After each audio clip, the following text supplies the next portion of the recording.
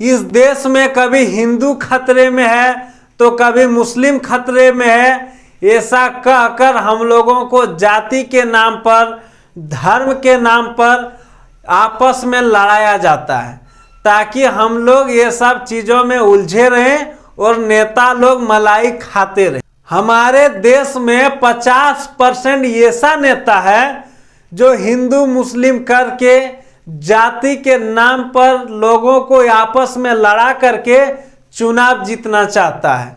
और दुर्भाग्य की बात यह है कि कुछ नेता चुनाव भी जीत जाता है हिंदू मुस्लिम करके। ये दुर्भाग्य की बात है। हम इस देश के नेता और इस देश के भोले भाले जनता से हाथ जोड़कर विनती करना चाहते हैं कि इस देश को बर्बाद होने से बचा लीजिए, क्योंकि यहाँ स्कूल कॉलेज में भी हिंदू मुस्लिम होने लगा है। छात्र की कोई जाति होता है क्या? टीचर की कोई जाति होता है क्या? क्या कोई टीचर ये पूछ के शिक्षा देता है कि आप किस धर्म का है? क्या कोई ये पूछ के शिक्षा देता है कि आप किस जाति के हैं? टीचर का सिर्फ और सिर्फ एक जाति होता है कि वो एक शिक्षक हैं, और एक छात्र का सिर्फ और सिर्फ एक जात होता है कि वो एक स्टूडेंट हैं, वो एक छात्र हैं। उसको ये देखना चाहिए कि हम क्या करें, क्या पढ़ें जिससे हमारा देश मजबूत हो, जिससे हम मजबूत हो। जयपुर में मुस्लिम लड़कियां हाथ में तख्ती लेकर प्रदर्शन कर रहे हैं और नारे लगा रहे हैं कि हिजाब हमारी शान है। ये नारे क्यों लगा रहे हैं ये भी हम आप लोगों को वीडियो में आगे बताएंगे, लेकिन इससे पहले इसी तरह का और इससे बड़ा घटना झारखंड में देखने को मिला था। झारखंड के जामताड़ा जिले में 2022 में एक खबर सामने आया था कि जामताड़ा जिले के जिस क्षेत्र में मुस्लिम आबादी 70% से ज्यादा थी, वहां पे शुक्रवार के दिन जुम्मा के नाम पे छुट्टी दे दिया जाता था। ये छुट्टी सरकारी नहीं होती थी बल्कि जबरन दिया जाता था जुम्मा के नाम पे। जब किसी ने इसका वीडियो बना के वायरल किया, फिर सरकार ने इस पे एक्शन लिया और फिर वहां रविवार को सरकारी छुट्टी देने लगा।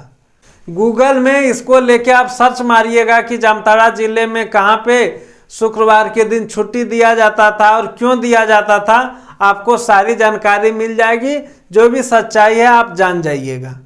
जयपुर का क्या मामला है कि जयपुर हवा महल के विधायक बाल मुकुंद आचार्य जी एक स्कूल में कार्यक्रम में उसको इनवाइट किया जाता है, जहाँ पे वो देखते हैं कि वहाँ पे कुछ लड़कियाँ हिजाब पहन के आई हुई है, जिसे देखकर विधायक जी भड़क जाते हैं कि आखिरकार स्कूल में लड़कियां, वो भी गणतंत्र दिवस के उत्सव में हिजाब पहन के क्यों आ रही है, बुर्खा पहन के क्यों आ रही है।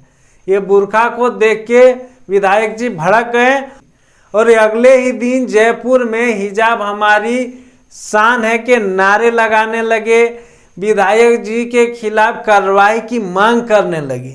जब विधायक जी से पूछा गया कि पूरा मामला क्या है, क्यों बच्चियां आपका विरोध कर रहे हैं, क्यों आपके खिलाफ नारेबाजी कर रहे हैं, तो विधायक जी ने कहा कि ऐसा कुछ नहीं है। हम जब वहां गए तो बच्चियों से अच्छे से बातचीत किए, सरकार की योजनाएं के बारे में बताया, पढ़ाई के बारे में पूछा कि कैसे पढ़ाई चल रहा है। कुछ बच्चियां हमको पत्र भी दिए। वहाँ के बच्चियों ने स्कूल में जो कमी है उसके बारे में भी हमसे बातचीत किया कि हमारे स्कूल में फर्नीचर की कमी है, हमारे स्कूल में किताब की कमी है, हमारे स्कूल में लैब की कमी है। लेकिन कुछ राजनीतिक लोग हैं जिसके पास कोई मुद्दा नहीं है, वो लोग माहौल बना रहे हैं।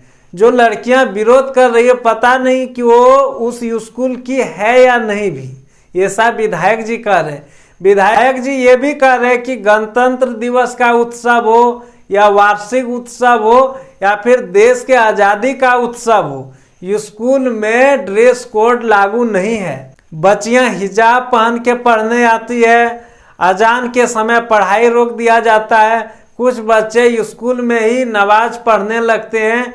इस प्रकार से विधायक जी ने स्कूल के बारे में कहा। अब आप लोग बताइए कि स्कूल में ड्रेस कोड लागू होना चाहिए कि नहीं। क्या हिंदू मुस्लिम अब स्कूल और कॉलेज में भी होना चाहिए? इस सब चीज़ों को लेके आपका क्या विचार है, कमेंट करें। जय हिंद।